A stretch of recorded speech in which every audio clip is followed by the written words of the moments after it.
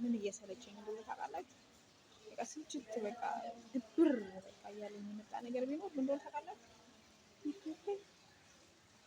በቃ ይመጣሉ ቤታቸው ያደረጉትን የፈሱትን ያሩትን ይቅር በሉ እንደዚህ ላልኩት ማለት ነው።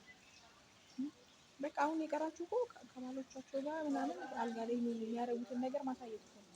አርግዣለሁ፣ ወለድኩ፣ አገባሁ፣ ሽምግልናዬ ምን ቀረ? ጠዋት ተነስቼ እንደዚህ አደረኩ። ምን አገባን እኛ?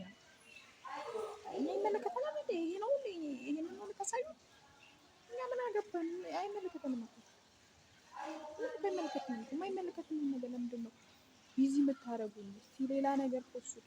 ቢዚ አታርጉን። ስክሮል ስናደርግ ሙሉ የቤታቸው እንትናቸው ጓዛቸው ነው የሚያመጡት።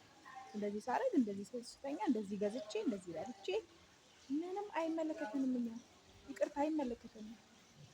በቃ ምንም ነው የማይመለከተን። የሚመለከተን በጣም ብዙ ጉዳይ ስላለብን በባካችሁ እንደዚህ አይነት ነገር አትፖስቱ።